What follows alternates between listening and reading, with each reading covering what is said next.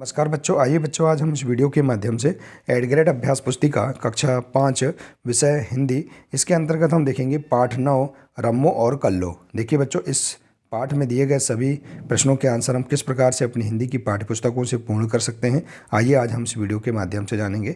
तो बच्चों, यदि आप इसी प्रकार से आगे के और भी अन्य वीडियो देखना चाहते हैं तो आप हमारे इस चैनल को सब्सक्राइब कर लें, बेल आइकन को प्रेस कर लें ताकि आने वाले सभी वीडियो आप तक पहुँचते रहेंगे और आप इस चैनल के प्लेलिस्ट में जाकर भी इसके आगे के सभी विषय के वीडियो भी आप देख सकते हैं।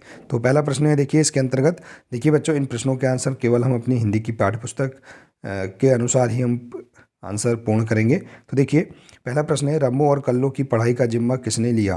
प्रश्न क्रमांक 63 का अनुच्छेद 2 देख सकते हैं, उसमें आंसर मिल जाएगा, तो बाबूजी ने। इसके बाद देखिए अगला प्रश्न है, दोनों परिवारों ने साथ साथ मिठाई खाई, उक्त वाक्य में क्रिया का कौन सा प्रकार है? देखिए साथ साथ में सकर्मक क्रिया का प्रकार है, प्रश्न क्रमांक 66 में देख सकते हैं। इसके बाद देखिए अगला प्रश्न है, खिड़की शब्द का बहुवचन लिखिए। तो देखिए अभ्यास प्रश्न क्रमांक 66 में देख सकते हैं, अभ्यास 5 में। तो खिड़की का बहुवचन क्या है? खिड़कियाँ। इसके बाद देखिए अगला प्रश्न है लघु उत्तरीय प्रश्न। प्रश्न चौथा है, दिए गए मुहावरों का अर्थ लिखकर वाक्यों में प्रयोग कीजिए। प्रश्न क्रमांक 65 में देख सकते हैं, 9 2 11 होना अर्थात भाग जाना। वाक्य में प्रयोग है, पुलिस को देखकर चोर 9 2 11 हो गया। इसके बाद है मन मारकर रह जाना। इसमें इसका अर्थ है मन के भावों को मन में ही दबा देना। वाक्य में प्रयोग है, राजू को नई गाड़ी के लिए मन मारकर रहना पड़ा। तो इस प्रकार से आप यहाँ पर वाक्य में प्रयोग भी कर सकते हैं। आप और भी अन्य तरीके से इनका वाक्य में प्रयोग कर सकते हैं। इसके बाद देखिए अगला प्रश्न है, रम्मो और कल्लू की पढ़ाई करने की इच्छा और तेज कैसे हो गई? प्रश्न क्रमांक 63 के अध्ययन 4 का अनुच्छेद करेंगे आप। तो देखिए रम्मो ने प्रथम श्रेणी के अंक प्राप्त किए और कल्लो ने द्वितीय श्रेणी के अंकों से उत्तीर्ण हुई, इसलिए उनकी इच्छा और तेज हो गई। इसके बाद अगला पेज नंबर है पेज नंबर 22। इसमें दिया है प्रश्न, रधिया ने अपनी बेटियों को पढ़ाने से मना क्यों कर रही थी? प्रश्न क्रमांक 62 के अनुच्छेद 3 में देख सकते हैं, वो सोचती थी कि उन्हें पढ़ाने पर पढ़े लिखे लड़के शादी करने के लिए ढूंढने पड़ेंगे, तो उसके काम में हाथ कौन बटाएगा? तो इस प्रकार से आप इस प्रश्न का आंसर अपनी पाठ्यपुस्तक से देखकर कर सकते हैं। इसके बाद देखिए अगला प्रश्न है, प्रश्न 7, निस्वार्थ भाव से सेवा करने के क्या लाभ होते हैं? अपने विचार लिखिए। तो देखिए निस्वार्थ भाव से सेवा करने से हमारा जीवन सार्थक हो जाता है, हमें आत्म संतुष्टि मिलती है। निस्वार्थ भाव से सेवा करने पर जीवन में स्वतः ही लोग अपने होने लगते हैं और अपने पराये का अंतर ही खत्म हो जाता है। तो इस प्रकार से आप इस प्रश्न का आंसर बता सकते हैं।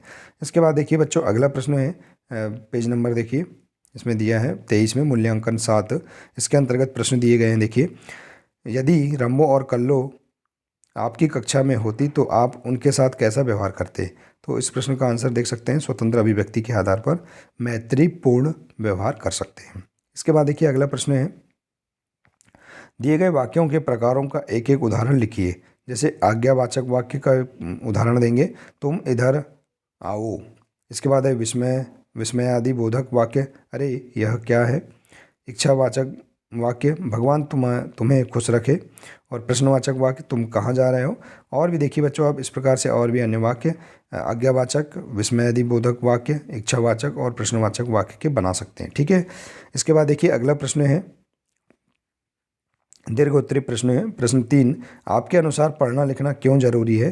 तो देखिए, पढ़ने से छात्र या अन्य व्यक्ति में एकाग्रता की क्षमता में वृद्धि होती है। आपका मोल कितना भी क्लियर क्यों ना हो या अच्छा क्यों ना हो, जब तक आप उसे पूरी ईमानदारी, लगन तथा फोकस के साथ नहीं करेंगे तब तक रिजल्ट नहीं मिलेगा। अतः पढ़ना बहुत ज़रूरी है। तो इस प्रकार से आप इस प्रश्न का आंसर भी अपनी स्वतंत्र अभिव्यक्ति के आधार पर आप बता सकते हैं कि पढ़ना हमें क्यों ज़रूरी है।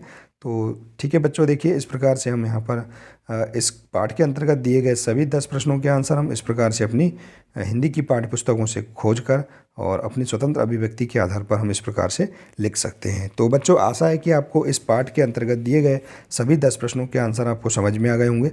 बच्चों, आज के लिए सिर्फ इतना ही है, मिलते हैं इसके आगे के नेक्स्ट वीडियो में। नमस्कार।